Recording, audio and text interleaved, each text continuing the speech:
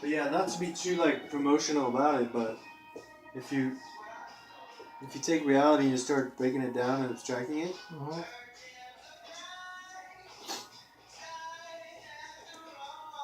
there's only one real solid final breakdown going is this, like that concept or that specific image. Like this, yeah.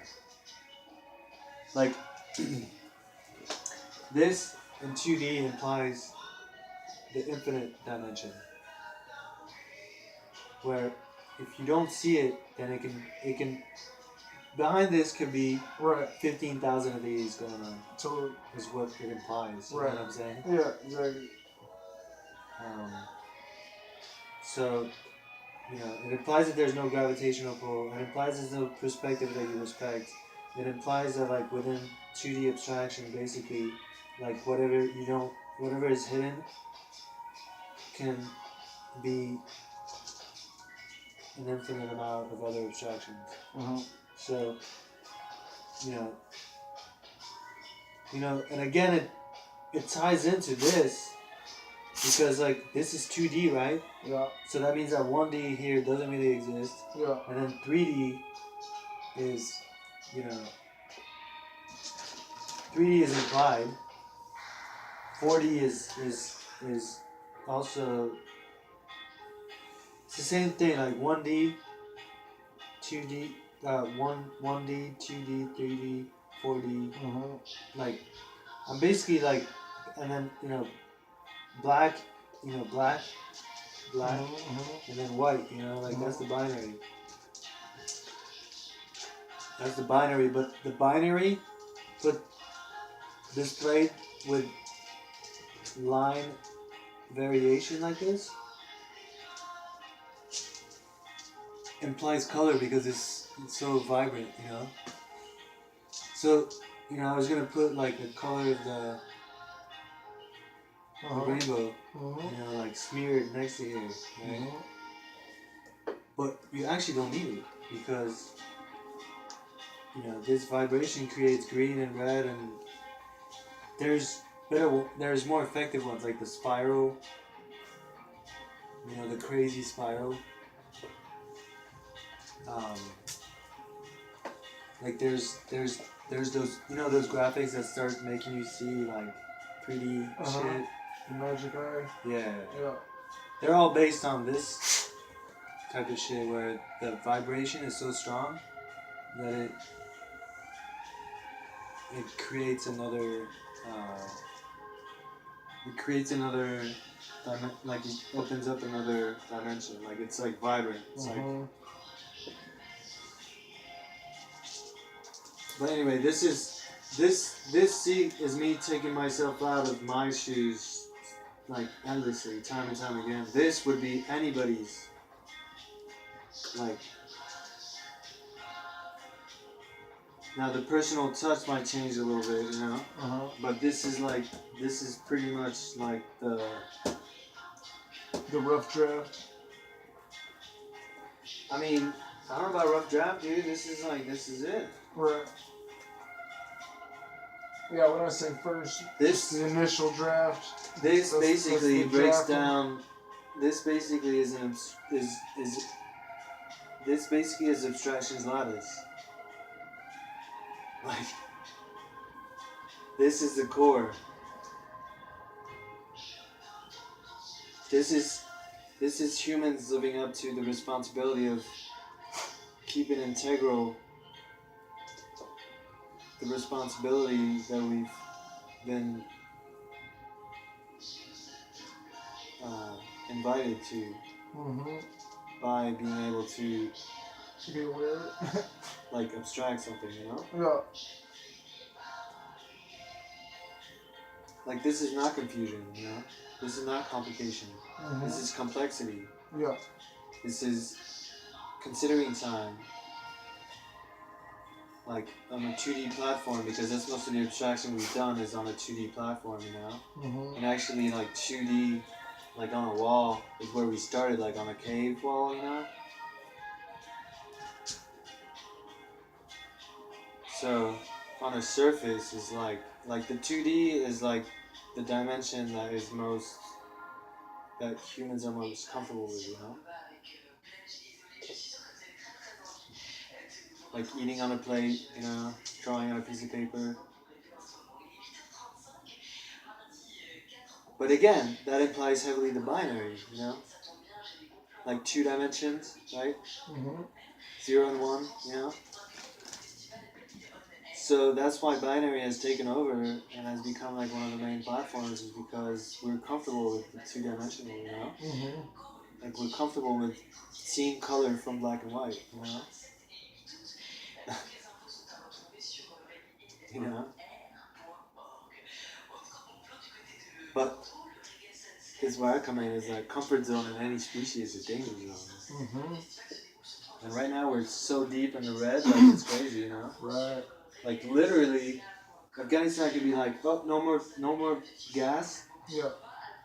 And then our whole survival game would just like, you could like, you're not able to get power anymore. Like, how are you gonna use a fucking app and a phone? You know? Oh yeah. You know, you can't even drive to like the next town to get, like, you can't, like, yeah, gas gets taken out of the equation. Like all of our system, like no bueno. It's at risk. It's at high risk right now. Like our survival game right now is at super high risk. You know. Yeah. Because we cross those boundaries and we're using binary to market so much concepts that are not even existent. You know, like Tinder, like you're selling love, you know? But love, in theory, doesn't exist because it doesn't happen more than once. See, that's what I'm talking about. When you get into, like magnetism, there's a lot of the same thing happening over and over again, at least. Some of the elements are the same. But with love, it's they're not. You know? Like,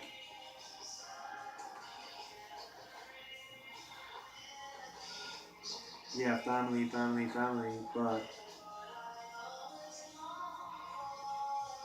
the variables that make even somebody feel or think about love, like, are always, like, they're so different.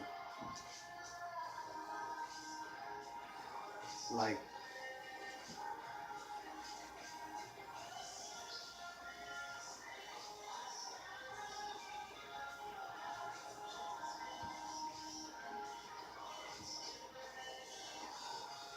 see, that's the whole danger zone, is when you get to the point where you have one word imply so much, and then you sort of like put it forward. That's a dead end street you don't want to walk down, you know? Like, basically, if 95% of all songs were written about love, then it must not exist. Because like you can't milk a cow to death, you know? You know what I'm saying? Yeah. I mean, Like if she has real milk, she's producing real milk, right? yeah. You can't milk her like for her whole fucking life, you know? If you can That's keep diluting. drinking milk. But that's diluting the quality of her milk, you know what I'm saying? Yeah. Yeah. So it's not like a bottomless pit, you know? Mm-hmm. But 95% of all songs ever written about love, you basically saying it's a bottomless pit. So by definition, it doesn't exist. A bottomless pit doesn't exist, you know? Mm-hmm. Again, a everlasting, ever productive milk cow that's not reality, you know? Cows have a certain life expectancy and put out as much healthy milk as a certain time period, and like that's it. Mm-hmm. A concept that can be drawn from and used from the beginning to the end of time, by definition, is that it doesn't exist. You understand? No. because, and it's the same with God. It's the same when you tap into the world of being able to draw everything from one source forever and ever. It's implying that it doesn't exist.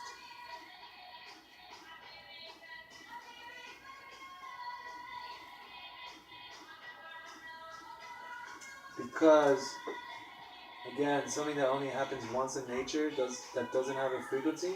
Mm-hmm. Like, something needs to happen at least twice. Right.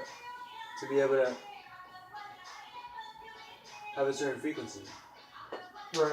If something only happens once, by definition it doesn't exist because it doesn't have contrast. It doesn't have its opposite. It doesn't have back and forth. It doesn't have contrast. It doesn't have balance. It only happens once. Well, so God dies. You didn't know that?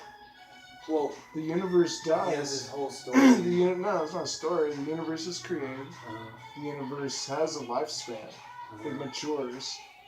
The universe comes to it. It's just personified. It's not. No, this is science. Universes are created. But where's and the they beginning die. and the end of the universe is done? When the universe is created. That's just personifying, you know? What's personified? We see the solar systems are created. We've already established that solar systems. But what's before the solar system? The universe. What's before the universe? There is nothing before the universe. There's the void. Right, the void is like the opposite of the sun in a way. The void is just the universe in nothing. dissolution. It's not even a void, it's the universe in dissolution. It's the universe in parts. The universe comes together and forms and then dissolves. And it just does that on cycles. I mean, that's tapping. That's the Hindu science. But that doesn't explain anything. That's just hypothesizing. What does it explain? What explains that the nature that, That's just saying, like, it rains and then the rain drops and, the only way to explain the universe is, like, the sun. I mean, that's your way. Your way doesn't make sense to me. The your sun way and then the black hole? Your way of explaining shit doesn't make much sense to me. I'm just, but I'm not a very fucking bright dude. I'm like halfway bright. I'm a little bit smart. I'm not like super smart. If you were talking with, somebody who's super smart, they might be able to like conceptualize what you're talking about. With me, I'm like, grasping at straws, trying to like clutch at your concepts, like. But give it time. It'll, sink in. The understanding of what you're explaining will like crystallize. Okay, I'm just gonna end it on one note. Yeah. If you try to bring everything towards one, yeah, that's what the ego is comfortable with, Okay. Breaking everything down in the whole world and science and time and everything towards one is kind of a dead end street, is what I'm saying. I hear you. Okay, so enable. I wouldn't disagree. I was mentioning mystery, I just feel that part of the whole responsibility is to be able to dabble and constantly be aware of like infinite amount of facets and perspectives and time zones at one given moment. Yeah. Like that's like the whole idea. Not a lot of people want to do that. Including that idea of like dimensional realities and stuff all going on at some,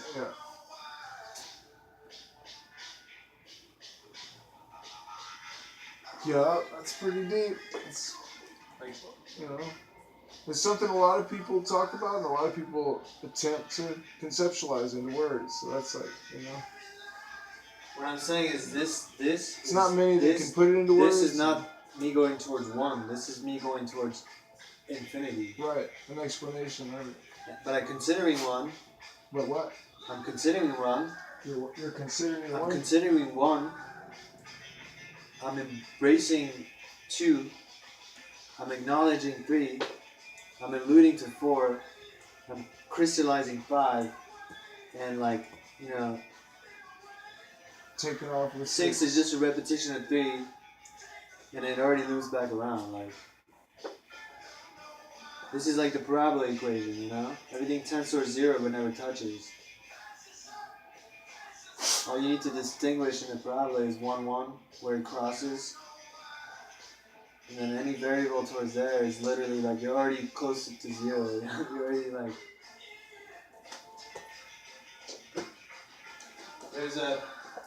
There's... Everything tends towards one, of course,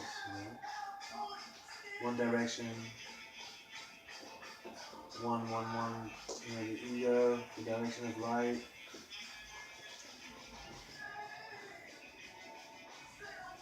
Everything tends towards one, but one conceptually does not exist. So the only thing from there that can start to exist is binary, 2. Because it has contrast. Then 3, then 4, then 5. 5 is already a circle. So anything, you add another point to 5, you're already back at 0. 0 is a circle, infinity. So really, abstractions lattice is super fucking simple and broken down. Now, to attach all the rest of abstraction to that, then that's a lot of work. But that's what I'm calling like episode 2. That's what I'm calling episode 2. That's a good one. Take a look at that one. That one's like, everyone's like real unique. I don't think I'm ready for a Shiva seed. Well, you can just put it somewhere. I mean, I want you to put it on the neck. That's what I'm saying. You can put it in the plant there. That's just yours to do whatever you will with it. But no, that one, I just shot you that one because that one was a real interesting one. Had deep grooves.